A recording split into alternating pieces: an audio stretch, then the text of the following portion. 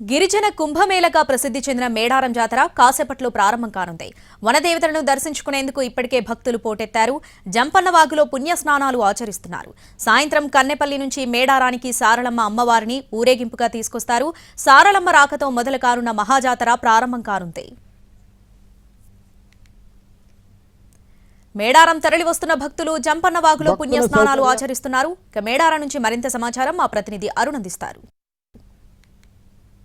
మేడారం జాతరలో జనం పోటెత్తారు. 4 రోజుల పాటు సాగుతున్నటువంటి ఈ జాతరలో పెద్ద ఎత్తున భక్తులు వస్తున్నటువంటి పరిస్థితి కనిపిస్తుంది. నిన్న సాయంత్రం నుంచి వస్తున్నటువంటి మేడారంకి బయలుదేరినటువంటి జనాలందరూ కూడా ఈ రోజు ఉదయం ఈ జంపన్న వాగులో స్నానాలు ఆచరించి ఆ తర్వాత అమ్మవారి దర్శనానికి వెళ్తారు. ఇలా చాలా వివిధ ప్రాంతాల నుంచి వచ్చినటువంటి భక్తులతో పూర్తిగా జంపన్న వాగు మొత్తం కిటకిటలాడుతున్నటువంటి పరిస్థితి కనిపిస్తుంది. ఇక్కడికి వాళ్ళు వచ్చిన వాళ్ళందరూ కూడా అసలు ఇల్లందు మేడారం వస్తే ఏమనిపిస్తుంది?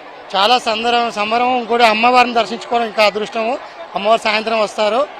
అమ్మవారు తల్లిగారు రేపు వచ్చినప్పుడు ఆ ఉరకలు చూడాలని ఆనందం. మరి ఇక్కడ జంపనవాగులో ఎందుకు స్నానాలు చేస్తారు?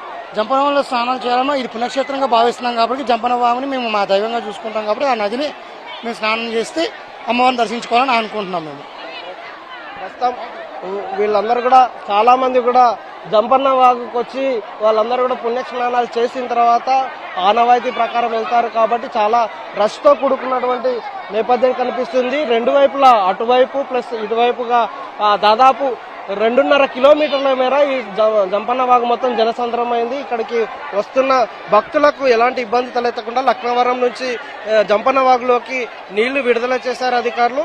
నిన్నటి నుంచి లక్నవరం నుంచి చేరుకున్నటువంటి ఈ జంపన్న వాగుకి నీరు చేరుకోవడం వల్ల పుణ్యస్నానాలు ఆచరిస్తే భక్తుల మనోభావాలకి అనుగుణంగా అధికారులు ఏర్పాటు చేసినటువంటి సౌకర్యంతో భక్తులందరూ కూడా పుణ్యస్నానాలు చేసి తరిస్తున్నటువంటి పరిస్థితి కనిపిస్తుంది. ఈ రోజు సాయంత్రం నుంచి ప్రధాన ఘట్టం ప్రారంభమై సారలమ్మ గద్దెకు చేరిన తర్వాత రేపు సారలమ్మ రావడంతో మొత్తం మేడారం మొత్తం పూర్తిగా జనసంద్రమై అమ్మవారి దీవెన తీసుకొని పోయే పరిస్థితి కనిపిస్తుంది. ఈ నేపథ్యంలో సుమారుగా 1 కోటి మందికి పైగా భక్తులు వస్తారని అంచనేసిన దానికి అనుగుణంగా పెద్ద ఎత్తున జనాలను ఏర్పాటు చేయడం జరిగింది. మనకు కొంతమందితో మాట్లాడే ప్రయత్నం చేద్దాం. ఎక్కడి నుంచి వచ్చారమ్మా? హైదరాబాద్. అంటే ఎట్లా ఉంది మేడారం రావడం? మన ఇక్కడ ఎందుకు స్నానాలు చేస్తారు? అదొక ఆనవాయితీ చేయాలి స్నానాలు. మీరు ఎక్కడి నుంచి వచ్చారు? మంచిర్యాల నుంచి ఇక్కడ వచ్చాం. ప్రతి సంవత్సరం వస్తాయి.